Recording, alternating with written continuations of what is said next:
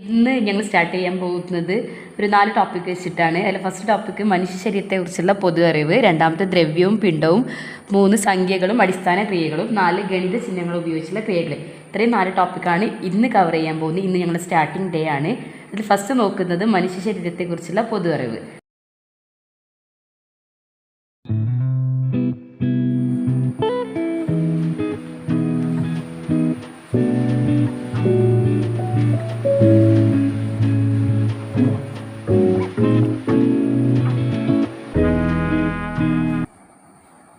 മനുഷ്യ ശരീരത്തെക്കുറിച്ചുള്ള പൊതു അറിവാണ്. അതിൽ നമ്മൾ ആദ്യം നോക്കി ദഹനവ്യവസ്ഥ എന്താണ്, അതിന് നോട്ടും കാര്യങ്ങളൊക്കെ അതിലുണ്ട്. പിന്നെ നോക്കുന്നത് രക്തപര്യാന വ്യവസ്ഥ, പിന്നെ നോക്കുന്നത് ശ്വസന വ്യവസ്ഥയെ കുറിച്ച് നോക്കി, പിന്നെ പേശി വ്യവസ്ഥ, പിന്നെന്താ അസ്ഥി വ്യവസ്ഥയെ കുറിച്ച് നോക്കിയിട്ടുണ്ട്, നാഡി വ്യവസ്ഥ നോക്കി, വിസർജന വ്യവസ്ഥയെ കുറിച്ച് നോക്കി, അന്തസ്രാവ്യ വ്യവസ്ഥയെ കുറിച്ച് നോക്കി, വ്യവസ്ഥ എടുത്തു, ജ്ഞാനേന്ദ്രിയങ്ങൾ എടുത്തിട്ടുണ്ട്.